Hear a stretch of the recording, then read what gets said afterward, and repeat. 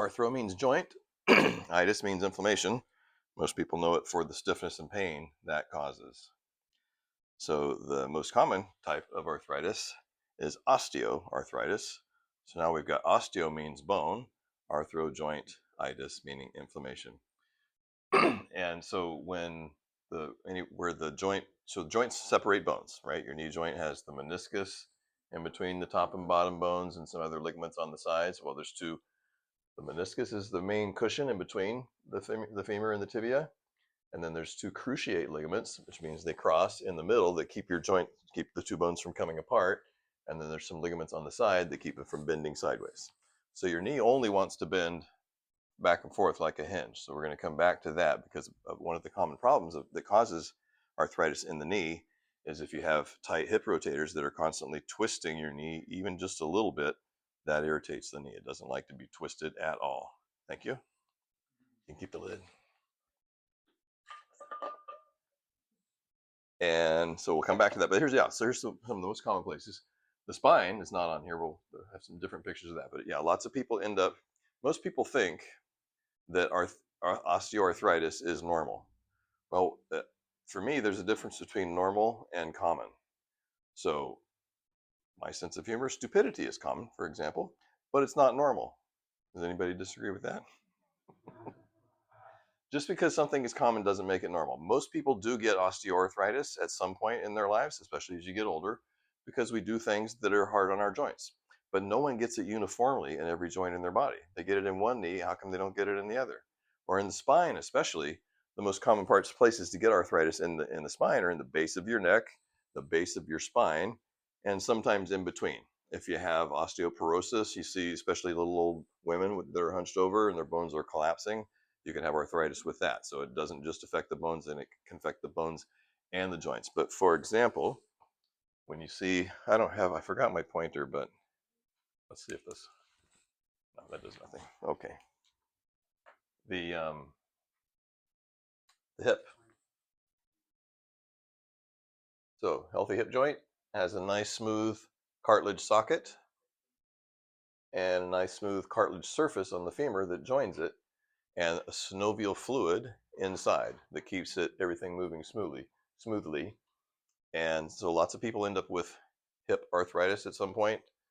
But what most people don't know is most people that end up getting a hip replacement, the worst type of outcome for hip arthritis, or if it works, the surgery does work well if you end up needing it. But most people that end up in that severe arthritis category have never done anything to injure their hip. Most people haven't fallen or had a ski injury or any trauma directly to the hip socket.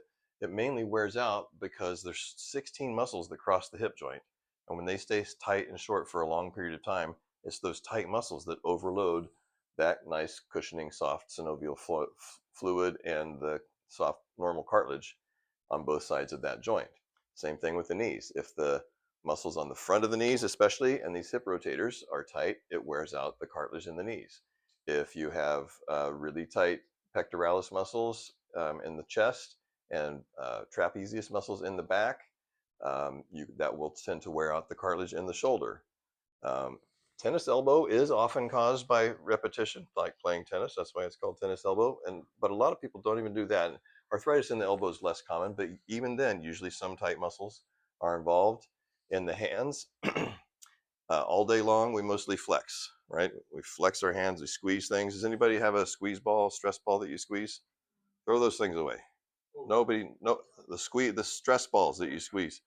Everyone's already squeezing all day long. You don't need to squeeze more. You need to extend your fingers.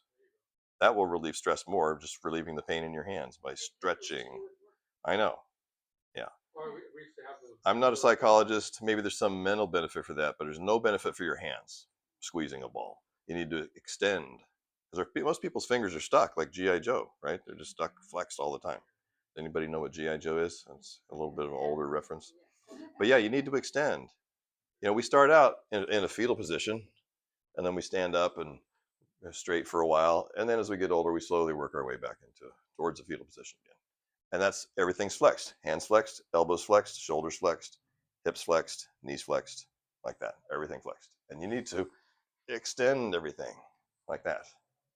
So there's some specific things that I'll show you later that you can do for the hands to loosen them up. Arthritis in the feet is less common, but you can get arthritis in any joint in your body. So here's an example of what happens when you see a hand that looks like this. That's what happened. That's what's going on in that woman's X-ray. Arthritis in the hands is more common in women. Rheumatoid arthritis is more common in women. See, I gotta find something that will work as a pointer. Be right back.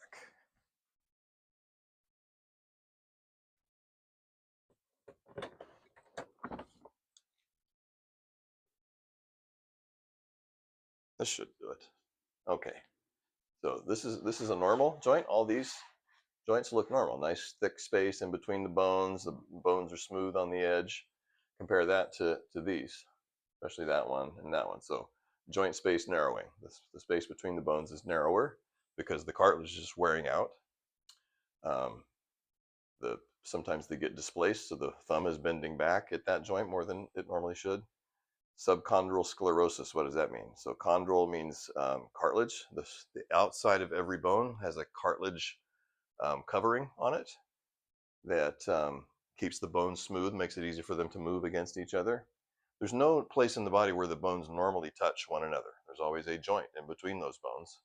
In the carpals, it's not as specific as the type of joints that we'll be talking about everywhere else, but if that cartilage on the edge of the bone becomes hardened, it looks whiter on an x-ray. It's going from cartilage to more like a bone. No soft cartilage left, so that's what that means. Hardening of that cartilage and joint space narrowing. And of course, that makes your hands stiff and painful when that happens. So yeah, it's a kind of a blurry picture, but you can see it better on this side. So this is looking from the back, and this is looking from the side at your low back. Here's the top of the hip bone. There's the tailbone, the sacrum, the base of the spine, and the tailbone down here. Base of the spine and the tailbone down there. And there are 5 lumbar vertebrae, 5, 4, 3, 2, 1. And then the ribs start attaching above that. So that's the 12th vertebra, and there's the 12th rib. So fairly normal disc space here, here, here, here. A little wider there and narrower here. There's also a little bit of thickening of the edge of the bone. Can everybody see this stuff I'm talking about? Yes? Okay. So yeah, arthritis, when arthritis starts, when the joint is inflamed for a long period of time, that inflammation is painful, irritating. It makes it more difficult for that tissue to normally heal and repair itself. So it remains inflamed, and eventually your body tries to stabilize that chronically inflamed and relatively unstable area by calcifying the ligaments around that joint. So the disc itself, the cushion, in the case of the spine, the cartilage disc becomes thinner. That's normal. This is a little bit thicker because of probably some kind of an injury. Also, this is just gets thicker just so because this is thinner and stuck, you can see this is wider as well. So this is also partly just compensating from the fact that this probably isn't moving hardly at all when somebody bends back and forward, that person. So this is the sclerosing, the hardening of the ligaments around that disc. You kind of hallucinate a little thickening of the ligament there. And so that's what osteoarthritis means. The bone and the joint are involved from inflammation, and it slowly degenerates. And eventually, it'll completely disintegrate. That disc will get thinner and thinner, and eventually the bones can even naturally fuse together. Well, when that happens, it doesn't hurt anymore, which is why a common surgery, nowadays, if you have a disc herniation, they can sometimes just go in orthoscopically and remove the damaged tissue, and that can be fine. But it's still not uncommon to have a fusion. If you have a really badly herniated disc, they'll remove all the rest of the disc tissue and fuse the 2 bones together. So now that joint doesn't hurt anymore because there's no soft tissue to become inflamed, but it also doesn't move. So it's going to overload the joints above and below that. They're going to start to become irritated, and then they'll eventually wear out sooner than they would otherwise. Any questions about that? Not very, like I've heard guys that have gotten back surgery, and like say when I worked at the Navy base, a couple guys got back surgery. They came back to work and they're on drugs. They're on medication because it still hurts. They're still in pain. Yeah. So, after the back surgery. Yeah. So it's still about 50-50 your chances with almost any back surgery. Most orthopedic and neurosurgeons will tell you that. So you always want to avoid surgery if you can. Sometimes it does become necessary, but I've saved lots of people from getting back surgery. I've had people come in who have back surgery scheduled, and it's usually scheduled 2 months from now. It's hard enough just to get the appointment. And even when they do say, okay, you need to have surgery, it's really important. We'll see you 2 months from now. Well, that's often time enough to get enough inflammation, enough swelling down, get some pressure off of that joint for it to start to heal, feel a little better. I've had dozens of people like that. MRI with a disc herniation or arthritis, surgery already scheduled. Do some of the things I'm going to show you tonight to take the pressure off of that tissue so it can start to heal, and then cancel the surgery.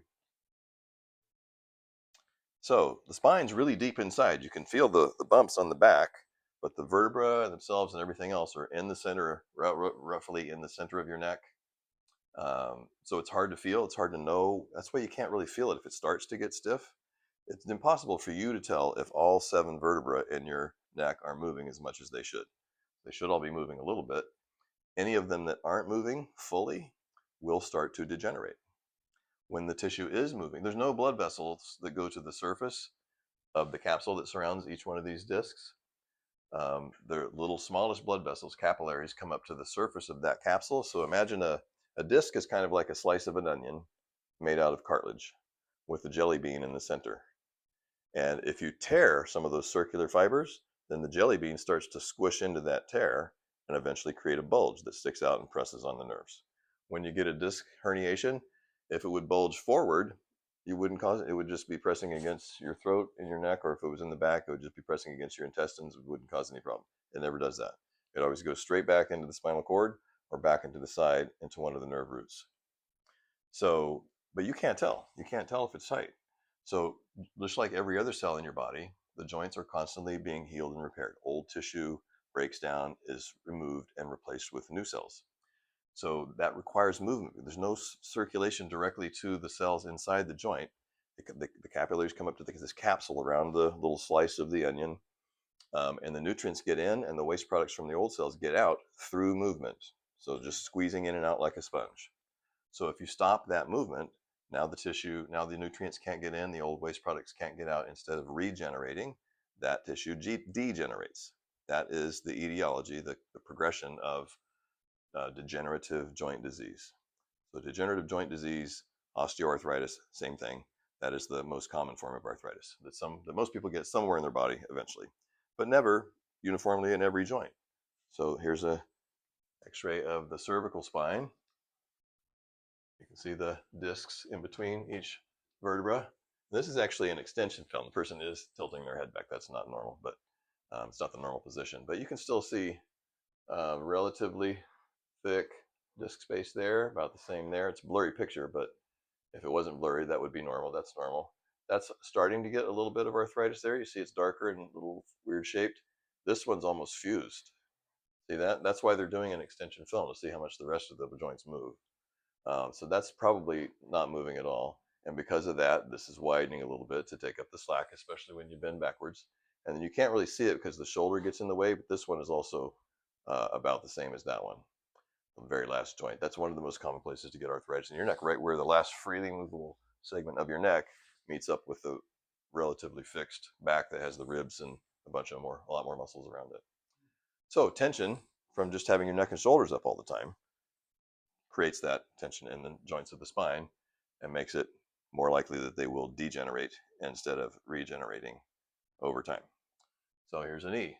So if this whole area looked like that part, that would be a normal meniscus in the knee. But you can see that's almost completely gone. So orthopedists love to say, oh, I went in and I saw an orthopedic surgeon. He says I'm bone on bone. Well, I've seen thousands of x-rays and hundreds of them where they were told bone on bone. And they're not bone on bone. There's no place. The only way you're bone on bone is if there's literally no joint tissue left. There's no normal place in your body where any bone touches another bone. There's always a cushion in between. So, but that is bone on bone. They're touching. There's no meniscus left on the inside of that knee. So if you never stretch and never do something to get that pressure off, you can get a knee replacement. That's what that looks like. Get a new piece that they drill into the tibia on top with some nice plastic-like cushions on the bottom, and then a metal plate with a little bit of cushion on it that rubs against. And they've really improved those. Knee surgeries do work really well. If you end up needing one, you're gonna get, it's a hassle because of the recovery, but they do work very well. The pain goes away. They last. They don't last forever. So if you're getting them, they only last about 10 years, mainly because no one does anything about what caused the knee to wear out in the first place. They still have tight quads. They still have tight hip rotators.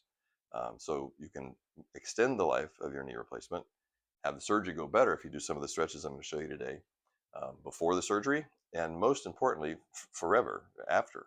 You'll have to keep those muscles loose, or they will wear out the artificial joint faster than otherwise. So, relatively normal hip joint. There's a little bit of thickening here, so that means that's a little bit inflamed, and it is a little bit thinner, that space between the thigh bone and the hip socket. But if it wears out completely, then you end up with a hip replacement. So that's what a hip replacement looks like. Those also work really well. They've even got some orthopedic surgeons that can do a hip replacement without doing full open surgery.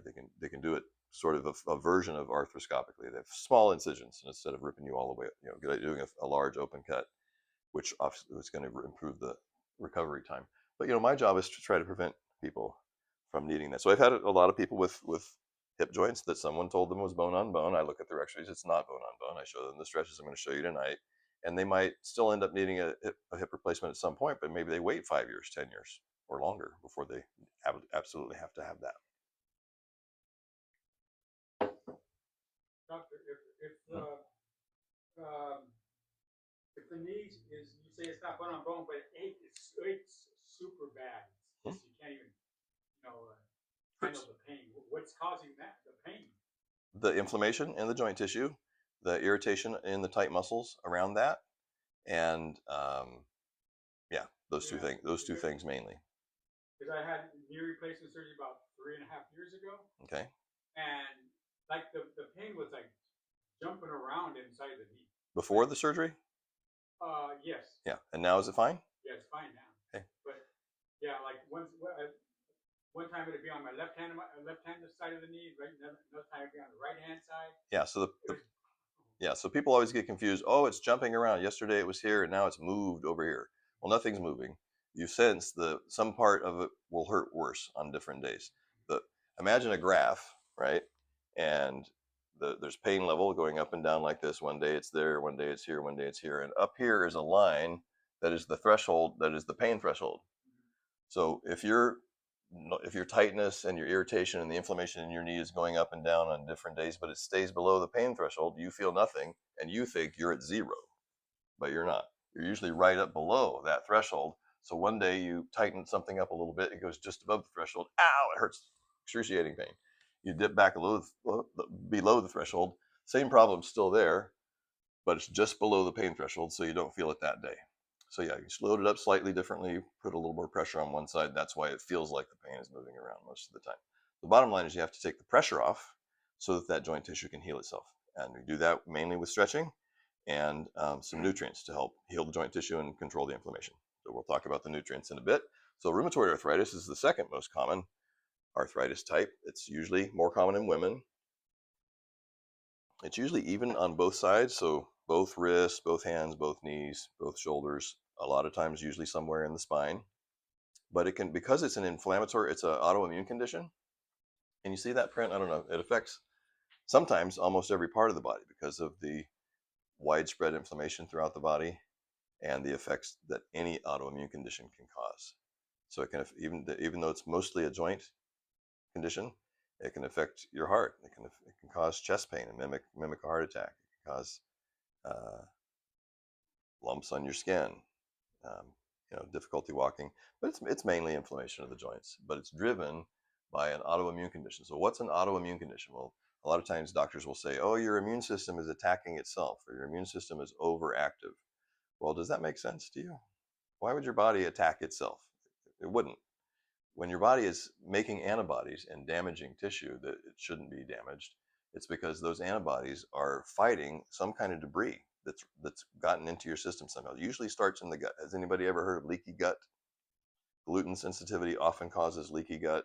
There are these what are called tight junctions, these little gaps in between the cells of your small intestine that have to open and close for your immune system to attack something. So food's going through your intestine. There's a 1-cell layer thick membrane between the inside of the intestine where the food goes through, and the bloodstream. Only one cell has to be really permeable for the nutrients to get from your food into the bloodstream. But you also don't want anything else to get. You don't want any foreign debris or even just undigested protein, or protein that's particularly inflammatory, like gluten. Um, the immune system senses a virus or some kind of pathogen or something dangerous floating through your intestine, and macrophages and other components of your immune system open that tight junction, go out into your intestine, grab that offender, pull it in, and devour it. And then the remains of that go into the bloodstream and are excreted through the kidneys and the colon. So you can't have the immune system just hanging out in the intestine, because that's like a conveyor belt. Food's always going, it never stops moving. So they're just inside and they have to go. So if you have a lot of irritation, or if you have a lot of undigested protein, then the immune system is going in and out, in and out, in and out through those tight junctions, so much so that it becomes like a screen door that you go bang over and over and over and over again. It becomes loose. Those tight junctions become loose junctions, which allows foreign debris to leak into your bloodstream, which your immune system rightly recognizes as foreign, and then attacks it by making antibodies and creating an inflammatory process to get rid of that foreign debris. And your joint tissue gets caught in the crossfire. If you have rheumatoid arthritis, if you have Hashimoto's thyroiditis, your thyroid tissue gets caught in the crossfire. And that inflammatory process irritates the joints and creates scar tissue. And the thyroid, it causes a little bit of inflammation. It never hurts, but it builds up a lot of scar tissue that displaces the part of the tissue that makes thyroid hormone, therefore enlarging it and decreasing the amount of space left over for the gland to make adequate amounts. So you end up with, most of the time when you have Hashimoto's thyroiditis, any autoimmune condition of the thyroid, the most common one causes hypothyroidism. There is another immune condition called Graves' disease, where you have hyperthyroidism, your eyes bug out, and that's much more rare. So most of the time, it's just reducing the ability to make that because of the scar tissue. So there are genes that make you more likely to have it. Smoking increases your risk. It's more common in women than men, and it usually occurs in your 30s and 40s. So, any questions about rheumatoid arthritis? So those people usually end up on Enbrel, Humira, methotrexate. Methotrexate is a chemotherapy drug. These are really intense drugs with a lot of side effects. If you're in pain, if you're in excruciating pain, then you're going to want to take it if nothing else is working. But I've had lots of people that are already on one, sometimes two, occasionally all three of those medications. And there's a couple of other ones that are in the same class as Enbrel and Humira. And I've been able to get them dramatically reduce the dose, get them from 3 drugs back to 2, 2 drugs back to 1, and sometimes, not infrequently, maybe 30% of the time, depending on how severe it is, get them off the drugs completely and just control the inflammation by, even though you have this autoimmune condition that's irritating your knees and your hands and your spine, you also still have the tightness that most people have that are independent of the autoimmune condition, also irritating those joints. So you loosen that up by stretching, take some inflammatory nutrients, and you can often control it, even rheumatoid arthritis, even a severe case of rheumatoid arthritis, without taking the medication, or at least less of it. Psoriatic arthritis. Everyone's seen psoriasis, the rash, kind of a common type rash. So people that get that rash can also sometimes get a worsening condition called psoriatic arthritis that affects the joints. And so it can also affect any joint in your body. Mostly causes pain in the back and the hands and the feet and the knees. But you get the rash always, and it can even cause eye inflammation. It usually causes fatigue. It causes these strange looking fingernails that are kind of pitted and have bumps and pits and just deformed shape. Treatment's the same. So for almost every joint condition, you have varying needs for nutrients, for anti-inflammatory nutrients, support nutrients to help rebuild the tissue. But with any joint condition, getting the pressure off of the joints by stretching helps all of those the same. So no one has psoriatic arthritis suddenly inflaming their joints without also having stiff joints somewhere. No one gets psoriatic arthritis or rheumatoid arthritis. They don't get it in every joint in their body either. It's always going to be worse in the joints that are tight, already tight. Ankylosing spondylitis is a chronic inflammatory disease that mostly affects the spine and the sacroiliac joints at the base of the spine. And have you ever seen anybody that just can't bend at all? Like it looks like their whole spine is fused. So that's what happens if you ever see anybody like that. Every joint in the spine, almost every joint, especially in the low back and the lower thoracic, not so much the neck, but it can happen in the neck too. Those people can't bend their head at all. They're kind of like a robot.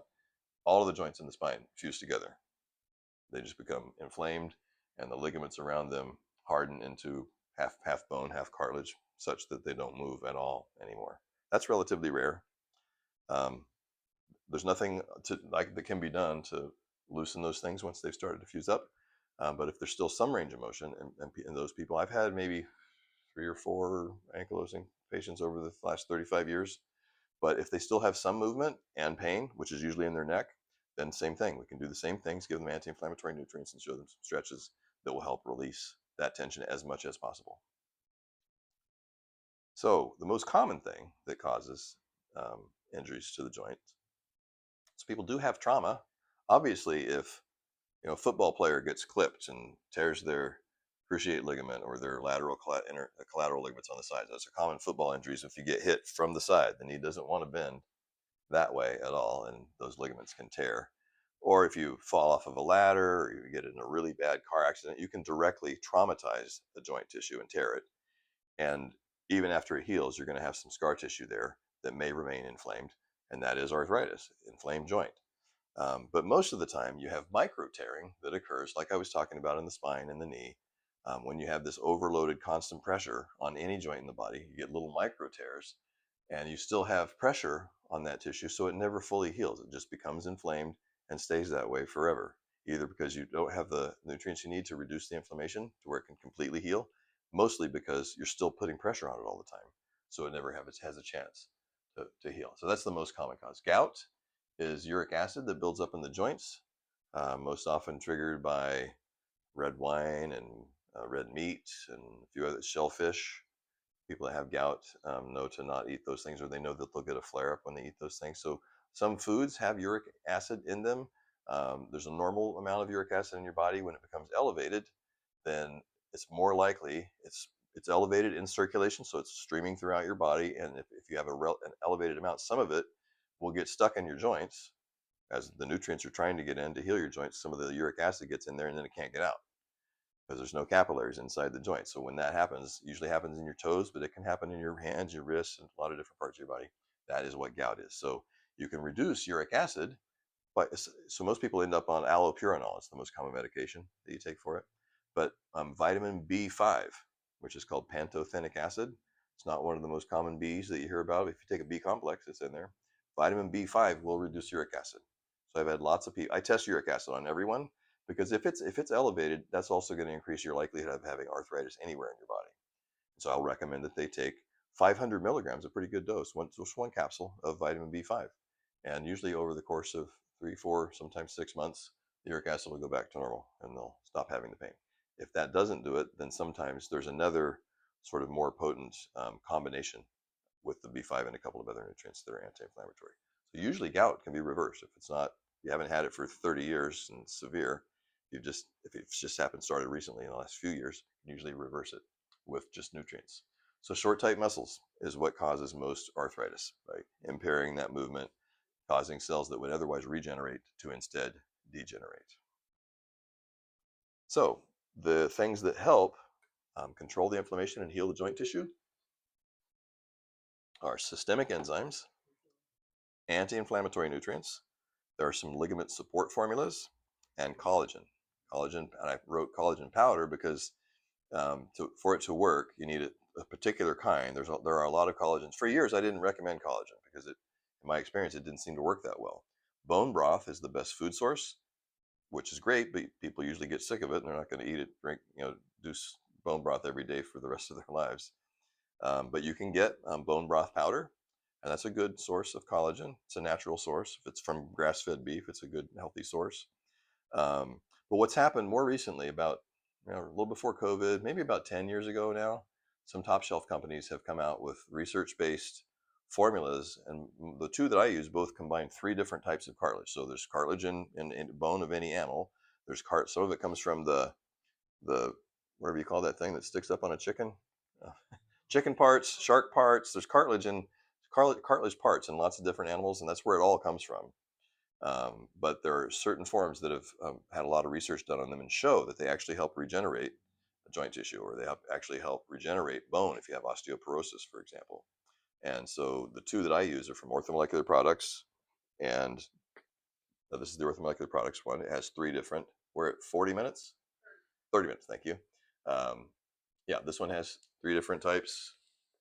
Too small to read here, but Designs for Health makes another one. With one of them, the ingredients is the same. The other two are different. So there's different formulas.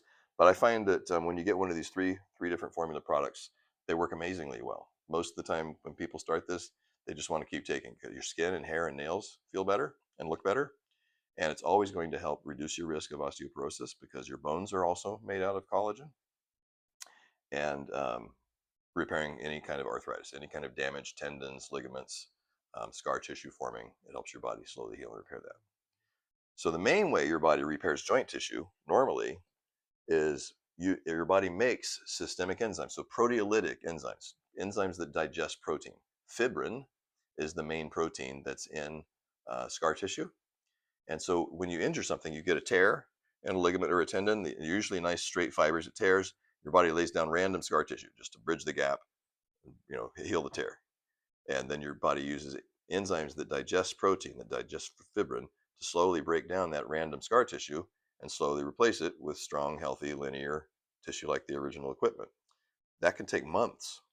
If you tear a ligament in your knee or your hip or your shoulder, you might be able to get rid of the pain in 2 or 3 weeks, but you'll notice for about 6 months, if you overdo it, it's really easy to re-injure it because it takes at least 6 months for any kind of torn ligament or tendon to fully heal so that it's solid. So it takes another major injury to screw it up again. So your body makes proteolytic enzymes from food, but production, peaks in your 30s, and when the older you get, the more you need and the fewer you have. So supplementing systemic enzymes. The two most well-researched systemic enzymes are nattokinase and serrapeptase. Serrapeptase is the enzyme that a silkworm makes to digest its way out of a silk cocoon. Silk is the strongest fiber in nature. If you shoot shoot a fiber of strand of silk with a gun, it will deflect it. Anything else the bullet will rip through it. So it's really, really strong. That's why they make ties out of it. Anybody that's ever pulled on a necktie, it's really, really thin. The thinnest amount of silk is still super, super strong. So it takes a strong enzyme made in the intestine of a silkworm to digest its way out of that silk cocoon. And it just so happens that also works really well for digesting fibrin in the human body. So that's the most famous one for joint tissue, for breaking down that old scar tissue. And when you facilitate that normal process of getting rid of the random fiber, replacing it more readily, more quickly with healthy, strong tissue, that reduces the inflammation and the pain, because it's the inability to do that that makes the inflammation and the pain persist. So it speeds up the natural process and reduces the inflammation and the pain. So yeah, I've been recommending that, a product called VitalZyme, for 35 years for joints. It still costs about $1 a pill. It only comes in a box of, it costs more than $1 a pill. It comes in a box of 180 capsule, gels. Usually you need to start it at 2 a day, sometimes 4, depending on how bad it is. So it would cost like, $200 for a box that lasts for 3 months maybe. And nattokinase comes from the Japanese fermented food natto. So there are 3 types of fermented soy products: tempeh, miso, the soup that you get in restaurants, and natto. So not, toys. Tofu is not a fermented soy product. It's a curd. So it does not involve fermentation. So natto is this porridge that Japanese people feed their children from early age so that they get used to it. It's disgusting. It has the consistency and odor of nasal mucus. So just imagine oatmeal that was stretchy and stringy and gooey and stank. That's what natto is. But they get used to it. I have a cousin in LA who married a Japanese woman, so I got to taste it one time. It wasn't quite as bad as I make it out, but I mean, it's pretty gross. Nobody's gonna sell that at a restaurant, or even from a grocery store. But it has these amazing benefits. So that is where nattokinase comes from. It's this enzyme that just does amazing things. Mainly, if there's one of the reasons, there's 2 main reasons that they found out that Japanese people have lower risk of heart disease. One of them is because this nattokinase helps break down fibrin in your blood vessels. So arteriosclerosis, the formation of clots and hardening of the arteries, is made from mainly from fibrin, collagen, and cholesterol. So if you're better able to break down, there all kinds of things can cause inflammatory cytokines and other inflammatory products to float around in your bloodstream, irritating the linings of your blood vessels. The spike protein on COVID virus famously irritated the linings of blood vessels everywhere in your body. And so if you have more available nattokinase or any other the little bit of systemic enzymes that your body makes, then you can heal that fibrin more readily and reduce the formation of plaques. Even reverse, it can break down old fibrin that's been there for years. Slowly breaks down, bit by bit, breaks down more of that fibrin.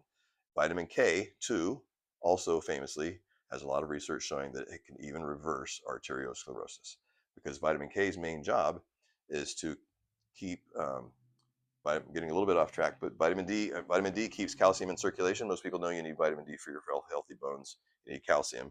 You also need vitamin K2. Vitamin D keeps the calcium in circulation. The vitamin K helps you deposit it into the bone. So when it helps keep it moving, basically. So if it's stuck on the lining, if there's calcium stuck to the plaques forming in your arteries, the K2 will help remove that. It wants to keep it moving. So there's really good data that taking K2 helps reduce your. That's the other reason the Japanese have lower risk of arteriosclerosis. So you can only get K2 from natto. It's the only place you can get it. There's K1, vitamin K1, in anything dark green. All dark green leafy vegetables have K1 in them, and that acts as a clotting factor. But so like if you're taking warfarin, you can't take K because it directly inhibits the function of that drug. But K2, so I recommend that everybody take vitamin K2 with their vitamin D. There's lots of companies that make a combo product. Anybody over 50, I recommend that everyone take 5,000 units of vitamin D if you want a healthy immune system. Anybody over 50 or anybody with any of the conditions we've been talking about tonight, including risk factors for heart disease, I recommend they take a combo product with 5,000 units of vitamin D and usually 180 micrograms of vitamin K2. So that K2 only comes from natto, but it's nice because you can get a combo product with the D and the K2 in the same one pill. And it's less expensive than taking those two separate as well. So that's systemic enzymes. Oh yeah, so the nattokinase only comes from Japan. So it used to be really expensive, on the order of $1 a pill, which when you're buying 3 months worth, $90. And about, again, a little before COVID, I think, Designs for Health, one of the best companies, most innovative, Orthomolecular and Designs for Health, my two favorite companies, because they come up with new amazing products all the time. They do extensive testing on them before they release them, and they publish the research that goes along with it. So they developed Designs for Health. They don't say this, but my take on it, reading their literature, is they kind of reverse engineered serrapeptase and nattokinase and made analogs of them that work the same. And I started trying it on my patients that were on the Vitalzyme, and it worked as well or better, and it's much less expensive. It's like $70 for 120. It's like half the price, more or less. And it combines the both of them, which is synergistic. That's one of the reasons it works better, because they have a synergistic effect. It helps both the bones and joints and the blood vessels. And it just continues to help your body break down the old scar tissue. It continues to work forever as long as you keep taking it. It'll slowly get better and better, with a condition that otherwise slowly, always, inevitably gets worse every year. Arthritis always gets worse, especially if you do nothing to restore that motion that you want. So yeah, awesome stuff. Almost anybody that has any kind of pain or joint issues, I put them on natto Cerezymes, and they love it. They always want to keep getting more because it feels amazing. And when you stop taking it, then you start to notice you're getting stiff again. So that way you can always tell it's working. So anti-inflammatory nutrients. Most people have heard of turmeric. Of curcumin comes from turmeric.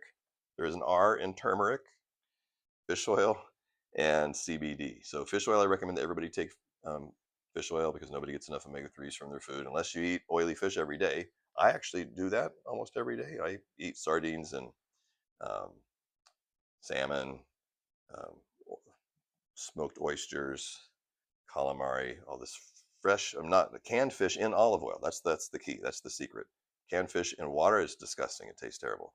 But if they pack it in olive oil, then it doesn't oxidize. It saves the flavor of the fish. It's a great way to start. It's always great to start your day with protein and fat. And if you're lazy like me and you don't want to cook in the morning, plus I can't eat eggs. I wish I could. I recommend that everybody eats eggs. Perfect source of protein. They make me gag. I don't know why. Must be some gene. Cilantro tastes like soap. They have a gene for that. I have that gene. I did my 23andMe. Does cilantro taste like soap? Yes. That's why. Probably something like that.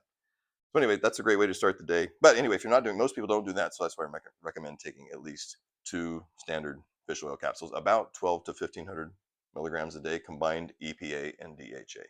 You never want to buy cheap fish oil. Don't buy fish oil from Costco or Trader Joe's or GNC or any regular store. You can get good fish oil at Lassen's or Whole Foods or any health food store. If you want a good brand that is available in stores, Nordic Naturals is available in health food stores. So if somebody wants to buy it from one of those places, that's the brand I recommend. I only recommend fish oils that I've seen their testing data on. The oceans are full of toxins. The lead that's in tuna. Does anybody know why how lead ends up in tuna? Where it comes from? Coal-fired power plants. Coal is full. I'm sorry, that's mercury, not lead. I get those two mixed up. They have same symptoms. Mercury in fish comes from coal-fired power plants. So mercury is liquid at room temperature. You heat it up a little bit, it becomes a vapor, goes up into the atmosphere, settles down on the surface of the ocean, turns back into a liquid, sinks to the bottom. Plankton eat that. It works its way up the food chain. So the older and larger the fish, the more mercury it has. So fish oils are made from anchovies and sardines and little mackerels. Mackerel's a little bit bigger, but really, really full of oil. And so small enough fish, and they're also in cold waters off the coast of Norway or Chile usually, and small enough that they haven't been in the ocean long enough to have too many toxins in them. Plus, they also use really sophisticated equipment to test that product and make sure that it has 1/10 or less of your regular canned tuna. So tuna is huge. So the fish that have the most tuna that we eat are the biggest ones. Tuna are huge. Swordfish are big. There's another common one. But anyway, those are the main 2 that I don't recommend eating more than once a month.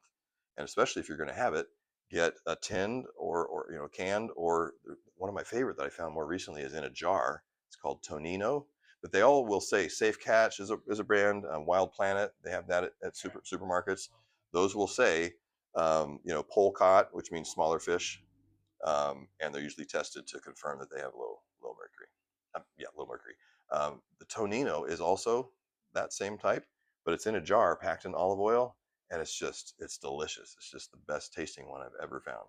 And if you don't want to eat the whole jar, you can just open the jar, eat some of it, put the lid back on, and leave it there. I leave it on the counter for sometimes 2 or 3 days. It's totally fine. Not refrigerated. If you put it in the fridge, then the oil is going to congeal. And I first bought it when I was in Portland last fall, just for fun. And so I bought it. I was at this health food market, and I bought that, and I didn't have a refrigerator. They didn't have a fridge in the room, so I just left it there, and yeah, that's fine. And now I do it all the time. If I Tonino, Tonnino, and I buy it on Amazon. Tonino, so I'm pretty sure that's Italian. And it's in a jar instead of a can, so you can open it and close it, which is nice. But it's delicious. The plain one is delicious, and my favorite one is jalapeno. They make one with jalapenos in it. They have a whole bunch of other flavors that aren't that great. Don't get the lemon one. To me, anything with the lemon flavor in it, the only way to grate a lemon flavor in something is to cut a lemon open and squeeze it. Anything with lemon flavor tastes like furniture polish. So don't get the lemon. But yeah, that's really yummy. That's the brand. Yeah. Maybe see if I have one. I buy it on Amazon. Nope. I ate it all. Doesn't last very long. TONNINO. We should send a link to that too. Look it up on Amazon. Tonino. Turmeric. So turmeric, fish oil, CBD. I don't use CBD a lot. I'm the opposite of a fan of marijuana. I think THC makes people stupid. All my friends in high school that smoked pot 5 years later when I went back to my reunion, all those people were dazed and confused permanently.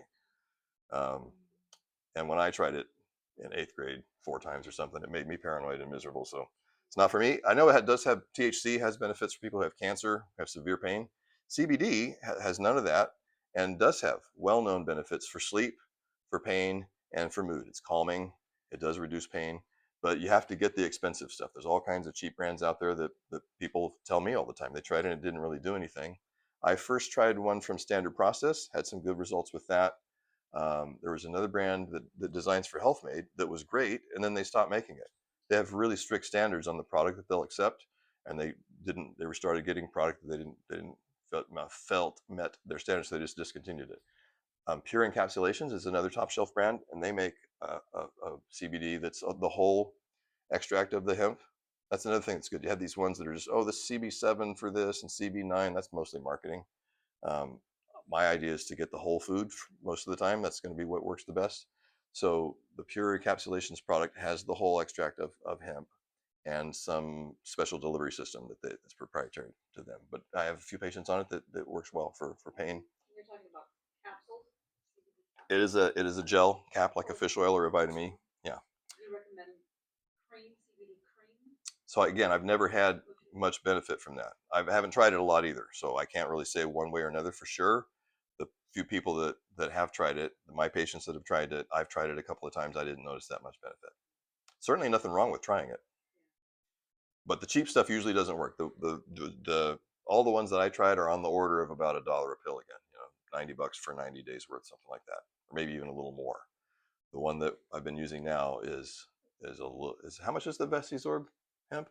Approximately 90 something. Is that for? I think that was for 60, so it's more like $1.50. So it's not cheap, but that one seems to work. So these help reduce that inflammation. You're still going to have that inflammation as long as you have that scar tissue that hasn't healed, and these things naturally help reduce it. So turmeric, especially when somebody has rheumatoid arthritis, there are blood tests that measure that inflammation. C-reactive protein measures inflammation anywhere in your body. Sedimentation rate is a measure of your blood viscosity. The thicker your blood is, the more this. It's literally just erythrocyte sedimentation rate. It's a lot of fancy words, but erythrocyte means red blood cell. When they take your blood, they put it in a centrifuge, and the red blood cells are pushed to the side so they can pour off the serum. Well, they also, for this test, they just take a test tube of blood, set a timer, and time how long it takes the red blood cells to naturally sink to the bottom. Red blood cell sedimentation rate. How long does that take? The longer it takes, the thicker your blood. The thing that causes your blood to become thick is inflammatory cytokines. It's mostly the result of any kind of inflammatory process. So it's a direct measure of inflammation. And specific to rheumatoid arthritis, there is rheumatoid factor, which is a not so good test, but they have a newer one called CCP antibodies. So anybody that goes to a rheumatologist now will usually get those tests. If they just go to their GP, they still might not. But you can measure those things. They come in, this is the level of their SED rate, their CRP, their CCP antibodies. Give them turmeric, fish oil, systemic enzymes, work on stretching the parts that are tight, retest 4 months, 6 months later, those numbers come down. That's how we know that it's working and it's safe to start getting off some of those horrible medications that they take. But it works the same way for inflammation anywhere in your body for the regular type of arthritis. Ligament support formulas. So standard process, I used to use their ligament complex. Now I use a slightly different company, Doctors Research, and they make some combo herb products and some kind of like the collagen thing. There's some of them have portions of animals' joints in them to help rebuild the joints. I don't use those on everyone.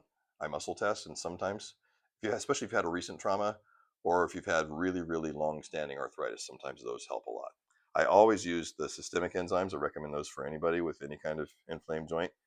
I recommend fish oil for everyone. I often recommend some kind of good turmeric product if they have a lot of pain and a lot of inflammation. That's another one you don't want to buy cheap because turmeric is notoriously difficult to absorb. So the Indians that eat curry, they're eating a little bit of it every day for years and years and years. So they do get a protective benefit from that. But if you just buy the powder and put it in something, it's not really going to have any effect at all because it's just really, really difficult to absorb. So for years, companies have been progressively improving the delivery system for the active ingredient, which is curcumin. And they're excellent ones now. Designs for Health has an excellent one. Oh, I think I have that, yeah. Tariva is the good one from Orthomolecular Products. That's the one I use most commonly for arthritis.